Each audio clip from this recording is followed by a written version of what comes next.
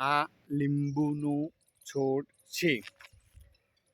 લીંબુનો છોડ અહીં આપણે જોઈ રહ્યા છીએ. તેના ઉપર લીંબુના ફળ આવેલા છે. લીંબુના છોડની વાત કરીએ તો અહીંયા તેનું જમીનમાં મૂળ આવેલું હોય છે. અહીંયા તેનું આ પ્રકાંડ થડ કહીએ. તેમાં તેની ડાળીઓ વળેલી હોય છે, વાંકાચૂંકી ઉગતી હોય છે અને છોડ ટાઈપનો આ લીંબુનો પ્રકાર છે.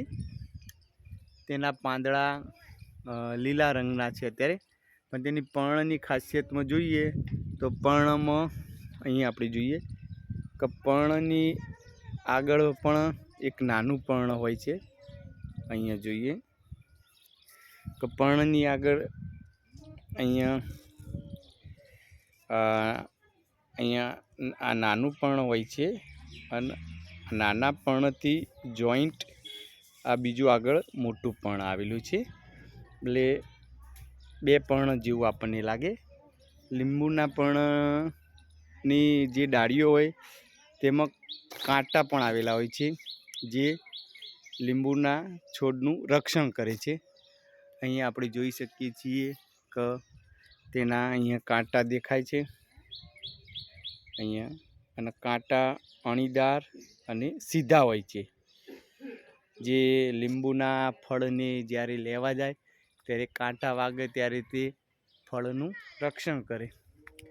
લીંબુના ફળ પાકે ત્યારે પીળા રંગના થતા જાય. શરૂઆતમાં લીલા રંગના હોય, પછી ધીરે ધીરે ફળ પોષણ મેળવી અને મોટું થતું જાય અને પછી પાકે ત્યારે પીળા રંગના થતા હોય. લીંબુમાંથી વિટામિન સી મળે છે. મુખ્ય વિટામિન જે ખાટા ફળોમાંથી મળે એ રીતે લીંબુ એ ખાટું ફળ છે, તેમાંથી વિટામિન સી મળે છે. અને લીંબુનો ઉપયોગ ઉનાળામાં ખાસ શરબત બનાવવા માટે અને રસોઈમાં કરવામાં આવે છે. પણ મુખ્ય તો લીંબુ સોડા, શરબત ઉનાળામાં ખાસ તેનો ઉપયોગ થાય છે. લીંબુના છોડની વાત કરીએ તો તેને આ ટાઈપના પુષ્પો આવતા હોય છે. સફેદ અહીંયા જોઈએ છીએ આપણે. સફેદની અંદર અહીંયા સફેદ અહીંયા પુષ્પ છોડ ઉપર અહીં મધમાખીઓ પણ ઉડતી હોય છે, જે ફળોનો રસ ચૂસે અને રસ ચૂસવાની સાથે સાથે પુકેસર, શ્રીકેસરનું જે એકબીજાનું